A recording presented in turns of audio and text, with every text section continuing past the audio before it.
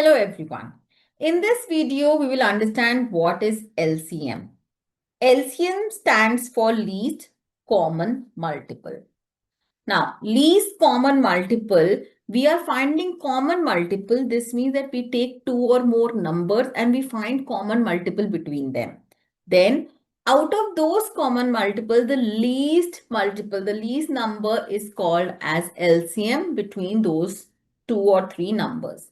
Now, let us understand this concept by finding multiples of two numbers. Let us take those two numbers as 8 and 12. Now we need to find the LCM of 8 and 12. Now what do? Let us find the multiples of 8. Okay. So let us write down 10 multiples of 8. First 10 multiples of 8 are 8, 16, 24, 32, 40, 48, 56, 64, 72, and 80. Similarly, let us write down the first 10 multiples of 12. So we have 12, 24, 36, 48, 60, 72, 84, 96, 108, and 120.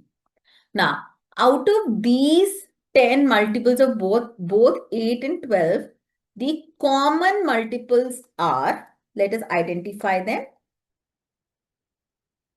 Firstly, we can see over here 24 is a common multiple. It comes in both the tables of 8 and 12. Then further when we move ahead, 48 is also a common multiple. Then we have 72. 72 is also a common multiple between 8 and 12. Now, out of these common multiples, the least number is 24. Hence, the LCM, we can say the LCM between 8 and 12 is 24. I hope this concept, by finding this concept of LCM where we have used multiples of 8 and multiples of 12 is clear, and what LCM is, that is also clear.